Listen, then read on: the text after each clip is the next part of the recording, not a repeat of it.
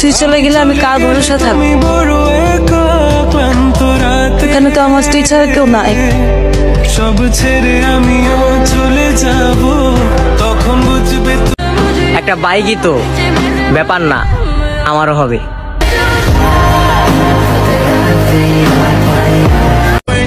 কোন একদিন ঠিকই কিনতে পারবো একটা বাইক, কিন্তু আফসোস থেকেই যাবে। শখের বয়সে একটা বাইক কতই না শখের ছিল। শখের বয়সে টাকার অভাবে কিনতে পারিনি বাইক তোমাকে। পছন্দের বাইকের সিরিয়ালে যদি বাইক রাখা হয়, তাহলে লুকসের দিক থেকে বাংলাদেশে এখনো পর্যন্ত যত বাইক আছে ওর মধ্যে আমার সবচেয়ে বেশি পছন্দের বাইক হচ্ছে। কি কমো আর কি শুনবেন, 2 লাইনের ক্যাপশনে কি আর বাইকের ইমোশন বুঝবেন?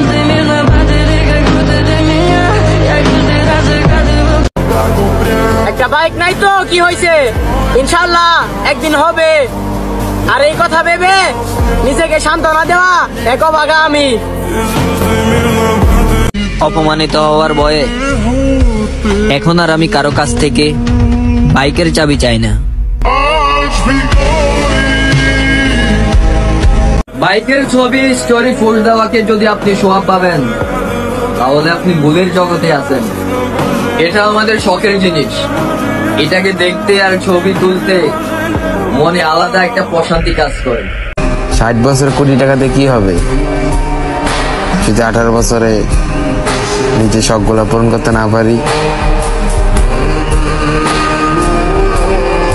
तुम मुझे मिल जाओ तो लाइफ बन जाए।